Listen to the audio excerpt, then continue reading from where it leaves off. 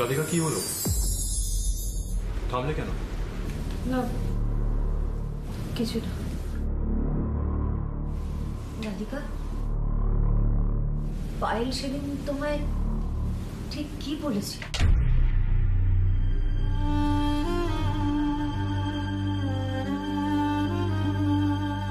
মা ছাড়ো না এসব কথা, এসব কথা তো এখন অতীত। তাছাড়া আমার ঠিক মনেও নেই। আমি এখন বুঝতে পারছি দিদিভাই মায়ের অসুস্থতার কথাটা আমার কাছে চেপে গেছিল, আর কর্ণর নামে উল্টো পাল্টা কথা বলে আমার মনে আরো নেগেটিভ ইম্প্যাক্ট ফেলতে চেয়েছিল। এতখানি মিসআন্ডারস্ট্যান্ডিং হয়তো হতোই না আমাদের মধ্যে।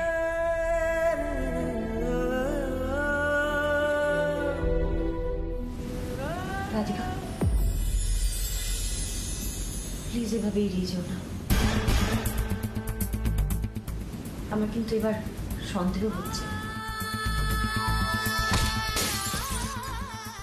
আমি বুঝতে পারছি তুমি চলে যাওয়ার পর কর্ণর সাথে এটাই হয়তো আবার তোমার ভুল বোঝাবুঝি শুরু।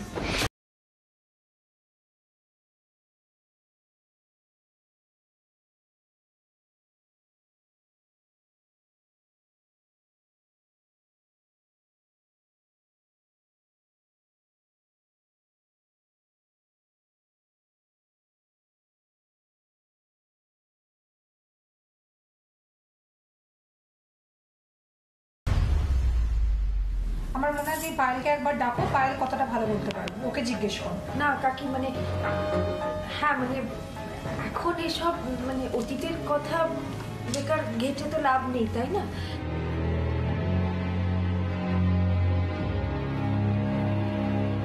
এখন সামনে রিনির বিয়ে, আমাদের রিনির বিয়েটা নিয়ে কনসেন্ট্রেট করা উচিত কি, তাই তো কর্ণ? ও মা দেখো বিয়ের কথা শুনে কেমন লজ্জা পাচ্ছে মেয়ে। কি লজ্জা পাওয়া হচ্ছে?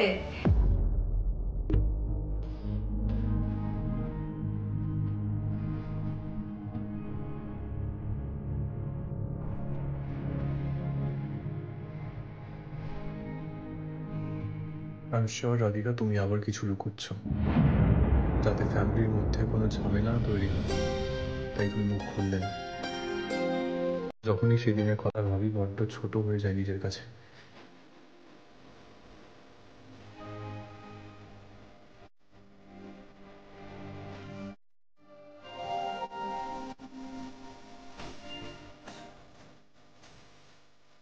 তোমার বিশ্বাস করিনি আমি, তোমায় আমি আঘাত করেছিলাম, আর তার জন্য অনেক শাস্তি পেয়েছি আমি।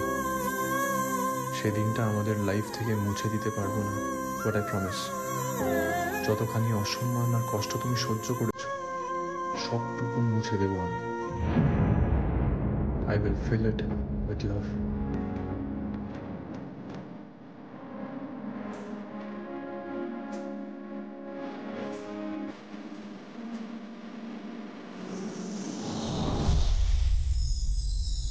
রেডি হলি?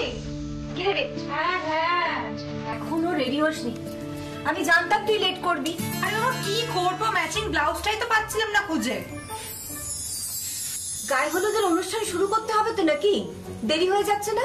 তুমি কেন টেনশন করছো? রাধিকা থাকতে আমাদের কোনো কিছু নিয়ে ভাবতে হয়। আর কি বলতো দিদি, আমি এত কিছু করে আর পেরে উঠি না। উফ, এই মেয়ের বিয়েটা হয়ে গেলে পরে আমি তো একদম পায়ের উপর পা তুলে বসে আয়েশ করবো। দেখো মেয়ের বিয়ে হয়ে গেলেই বুঝি সব দায়িত্ব শেষ হয়ে যায় মায়ের? দেখবি তখন কত কুটুম্বিতা, কত আচার অনুষ্ঠান। অবশ্য রিমিটার বিয়ে হয়ে গেলে তুই অনেক ফ্রি টাইম পাবি, তখন সুন্দর করে সাজুগুজু করিস। মজা করছো তো? দেখো আমি আবার চট করে রেডি হয়ে নি। মা, ছোট কাকি, হলুদের সব আয়োজন হয়ে গেছে, চলো তোমরা।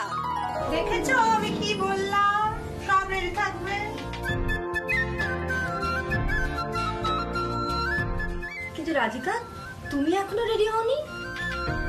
হ্যাঁ মা, আমি তো এই যাচ্ছি তৈরি হতে। তবে মা, তোমাকে আর ছোট কাকিকে কি যে সুন্দর লাগছে। সে তো লাগতেই হবে বলো। বৌমা যদি এত সুন্দরী হয়, শাশুড়িরা যদি একটু মেকআপ টেকআপ না করে তাহলে তার পাত্তাই পাবে না। কি বলো দিদি? একদম ঠিক বলেছিস।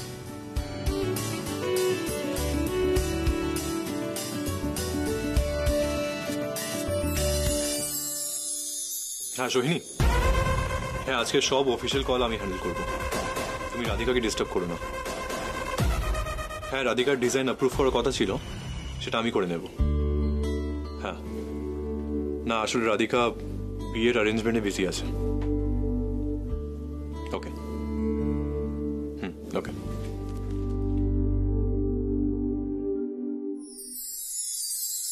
যাক বাবা, ওবিটা ঠিক আছে। কাল রাতের ট্রমাটাও ওর কেটে গেছে। আমি যা টেনশনে ছিলাম, নিশ্চিন্ত। এবার ছেলেটা বিয়ে বাড়িতে একটু প্রাণ খুলে আনন্দ করতে পারবে। খুব ভয় পেয়ে গেছিল।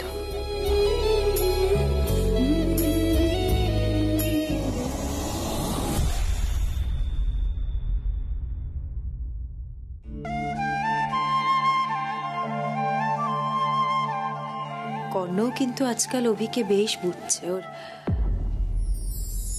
কেয়ারও করছে। অর্ঘ্য, অভি রাধিকার কাছে যতটা ইম্পর্টেন্ট, আমার কাছেও ততটাই।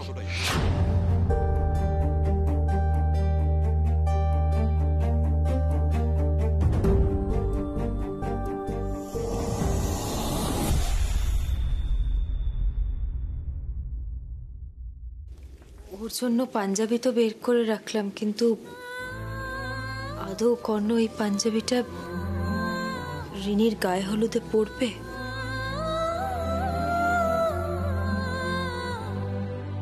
যাকে নিচে গায়ে হলুদের অনেক কাজ এখনো বাকি আছে, আমি যাই।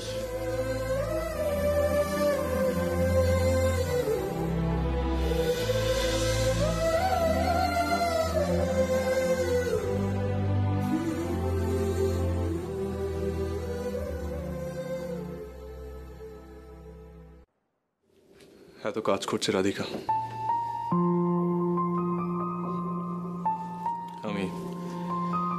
আমি ওর ওয়ার্কলোড শেয়ার করব,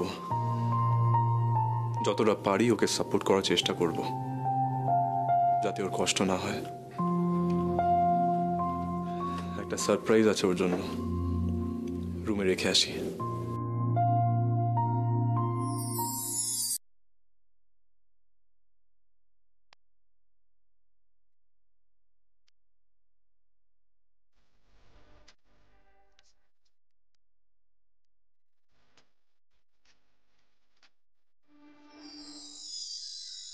এই পাঞ্জাবিটা কে বের করলো? রাধিকা?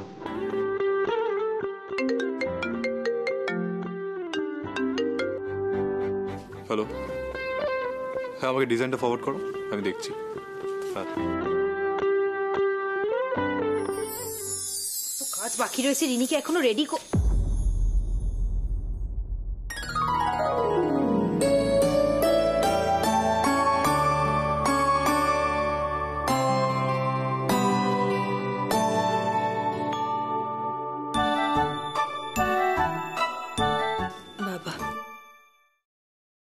ফুলের মালা।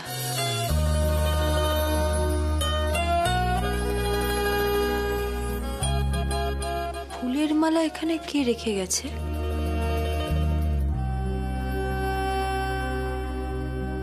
কর্ণ?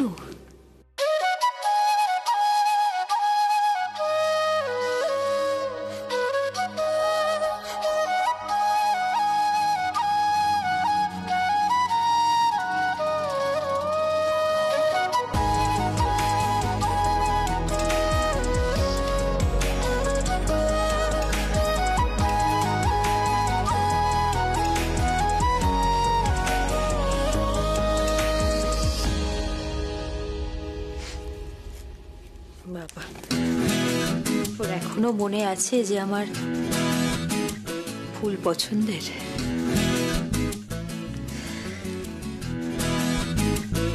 সকাল থেকে তো ওকে দেখিনি, কোথায়? ও ঘরেও তো নেই মনে হয়। নিশ্চয়ই অফিসের কাজ করছে, অফিসের কাজ নিয়ে বসেছে, মানে সকাল থেকে কিচ্ছু মুখে দেয়নি। শাড়িটা নিতে, আমি রিনির শাড়িটা নিয়ে আসি।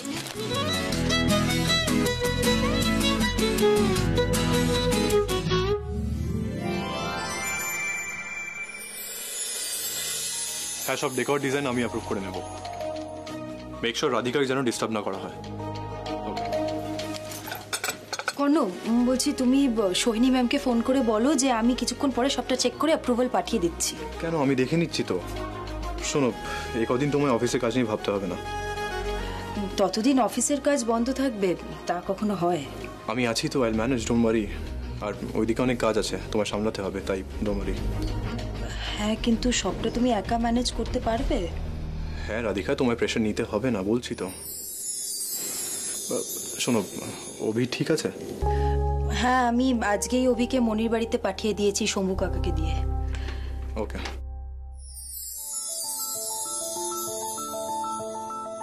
যাক, কর্ণ আমার পছন্দ করা পাঞ্জাবিটাই পরেছে। কিছু বলবে? না মানে, হ্যাঁ ওই তোমার খাবারটা এনেছি। আমি যে মালাটা রুমে রেখে এলাম, রাধিকা চুলে দিল না। আমি তো ওর ইচ্ছে পাঞ্জাবিটা পরলাম। খেয়ে নিও খাবারটা। না, আমার খিদে নেই। রাধিকা, রাধিকা বলছি, ডক্টর দেব তোমায় ফোনে না পেয়ে না বাড়ির ফোনে ফোন করেছিলেন। ওই তোমার সাথে কি ভিসার ব্যাপার নিয়ে কথা বলার ছিল। আচ্ছা রাধিকা, তুমি যে চলে যাচ্ছ সেটা তুমি জানাওনি তো আগে? তুমি কি ইউএসএ তেই থাকবে, আর কখনো ফিরবে না? আমি ইউএস এর ভিসার জন্য অ্যাপ্লাই করে দিয়েছি, আর এক্সপেক্ট করছি খুব তাড়াতাড়ি রিপ্লাই পেয়ে যাবো। Thank you doctor, thank you so much. আপনি না থাকলে সত্যি আমাদের ইউএসএটা যাওয়া হতো না। এখনো এই কথাটা তুমি আমাকে নিজে মুখে জানাওনি। আর কিছুদিন আছে এখানে, তারপর আমায় ছেড়ে চলে যাবে। আমি তোমার জন্য যতই কেয়ার করি, আর কি লাভ?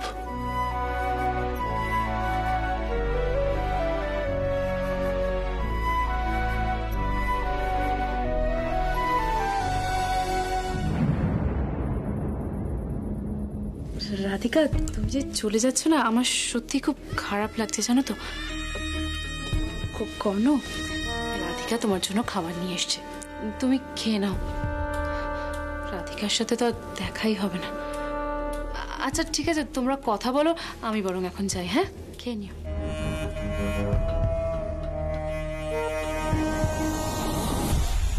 আমি তোমাকে চিরকালের জন্য হারিয়ে ফেলবো, কিন্তু যে কদিন তুমি আছো আমি তোমার পাশে থাকবো। এই মেমোরিজ গুলো আমার কাছে বেঁচে থাকবে।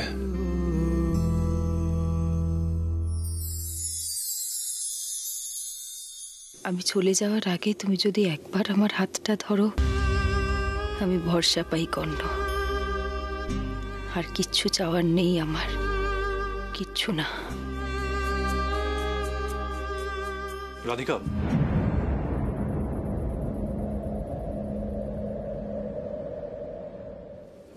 আসলে আমি তোমার জন্য মালা এনেছিলাম আর রুমে রেখেছিলাম।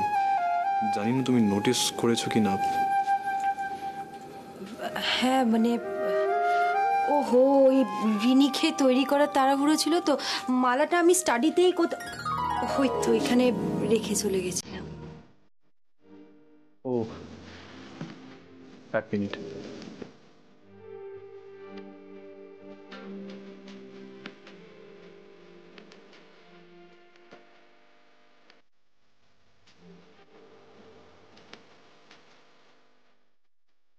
বলছি, যদি তুমি বলো তাহলে আমি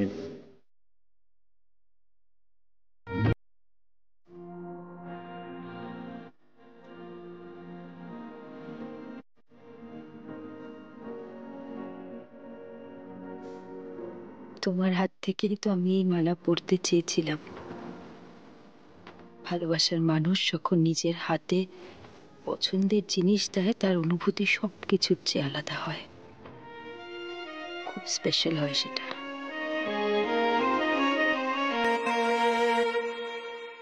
এসো এসো এসো, ভেতরে এসো। আসলে শুভদার গায়ে হলুদ করিয়ে বেরোতে বেরোতে একটু দেরি হয়ে গেল। ও আচ্ছা আচ্ছা, রাধিকা, পায়েল তত্ত্বগুলো নিয়ে যাওয়ার ব্যবস্থা করো, আমরা তোমাদেরই অপেক্ষা করছিলাম। হ্যাঁ মা, এই তো আমরা নিয়ে যাচ্ছি। এ বাবা, আপনারা দাঁড়িয়ে আছেন কেন? বসুন না, আপনাদের জন্য মিষ্টি আছে। না না, ব্যস্ত হবেন না, আমাদের বেরোতে হবে, কারণ লগ্ন তো তাড়াতাড়ি, আমাদের আবার বর নিয়ে আসতে হবে। তা বললে কখনো হয়? শুধু মুখে ছাড়ি তোমাদের। বসো বসো বসো, এসো এসো এসো, বসো বসো। এমনিতে সব ভালো তো? রাধিকা? হ্যাঁ মা, এই তো। এই নি। না না, খেতে হবে, না বললে শুনবো নাকি, খাও।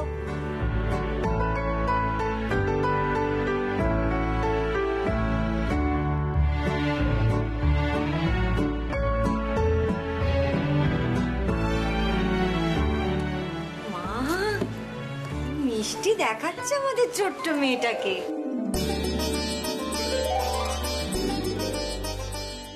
বড় মা, এ তুমি কি বলছো? যার আজকে বিয়ে হতে চলেছে সে ছোট? শোনো, জানো তো, ছেলে মেয়ে যতই বড় হোক না কেন, মা বাবার কাছে সব সময় ছোট থাকে।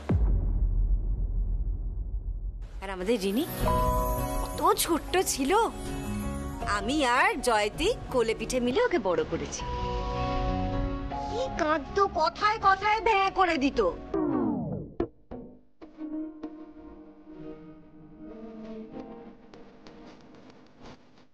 আর আমরা বলতাম যে ছিচকাদুনি মেয়ে, শ্বশুর বাড়িতে গিয়ে কি করবে কে জানে।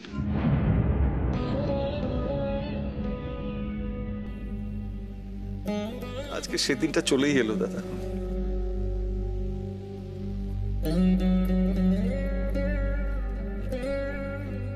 এ কি, তোমরা এখনই কান্নাকাটি করবে?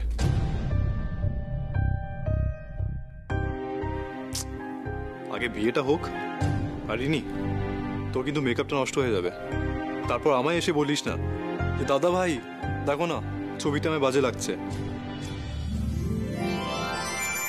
দাদা ভাই, বলছি গায়ে হলুদের অনুষ্ঠানটা তো শুরু করতে হবে, কিন্তু ওই তো ছোট কাকি দাঁড়িয়ে আছো কেন? এসো। আমি আছি, তোমরা শুরু করো।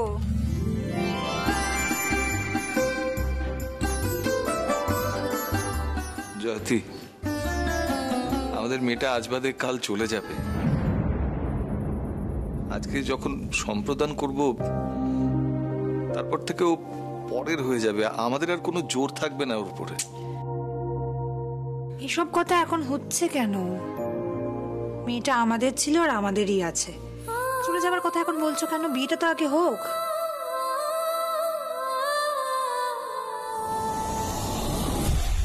পায়েল, তোমাকে আমি ছোট কাকির শর্তের বিষয়ে জানতে বলেছিলাম, তুমি কিছু জানতে পারলে? ওর বাবা, আমি জিজ্ঞেস করেছিলাম, উল্টো আমাকেই ছেড়ে দিয়েছে। এমন কিছু তো একটা রয়েছে অর্ঘ্য, যেটা ছোট কাকি এই মুহূর্তে কাউকে বলতে চাইছে না। পায়েল, জাগ প্রদীপটা নিয়ে এসো না। হ্যাঁ বড় মা, যাচ্ছি। রিনি বস, রাধিকা বসো।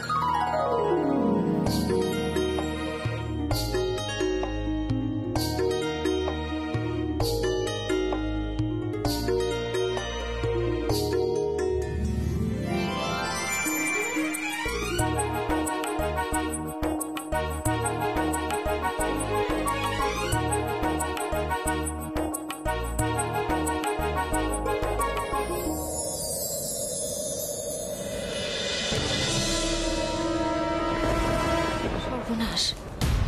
হে কি, জাগ প্রদীপ যদি নিভে যায় তো বিরাট বড় অমঙ্গল।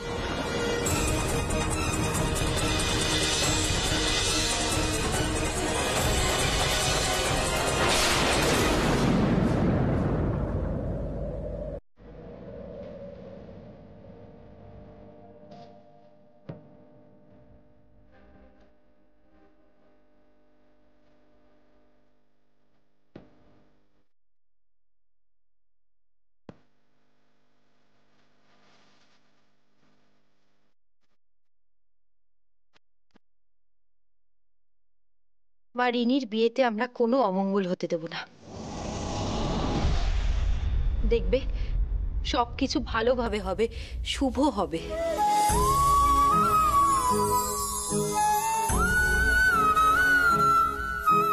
কিন্তু এরকম একটা ঘটনা ঘটলো কেন? মেয়ে যতক্ষণ বিদায় না হবে ততক্ষণ তো চাক প্রদীপ নিভবে না। খুব অমঙ্গলের সংকেত। কেন এরকম হলো? মা, তুমি কেন টেনশন করছো? রাধিকা তো সামলে দিয়েছে।